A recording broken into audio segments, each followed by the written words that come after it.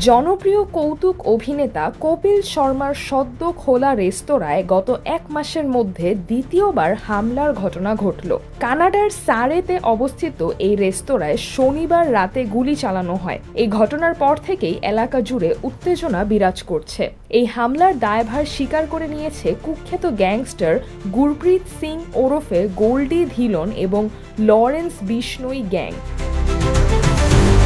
Social মিডিয়ায় এক পোস্টে তারা এই হামলার দায় স্বীকার করে জানিয়েছে, সালমান খানের সঙ্গে কপিল শর্মার ঘনিষ্ঠতার কারণেই এই হামলা চালানো হয়েছে। পুলিশ জানিয়েছে, ঘটনার সময় রেস্তোরাঁটি বন্ধ ছিল এবং ভেতরে কেউ ছিল না, তাই কোনো হতাহতের ঘটনা ঘটেনি। তবে রেস্তোরাঁর সামনের কাচের দরজায় গুলির আঘাতের চিহ্ন পাওয়া যায়।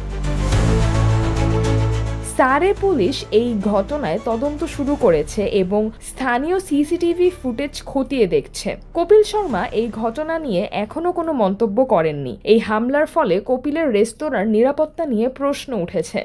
এর আগে গত মাসেও একই রেস্তোরাঁয় গুলি চালানোর ঘটনা ঘটেছিল। সেই হামলার সঙ্গেও লরেন্স বিষ্ণোই গ্যাংয়ের নাম জড়িয়েছিল।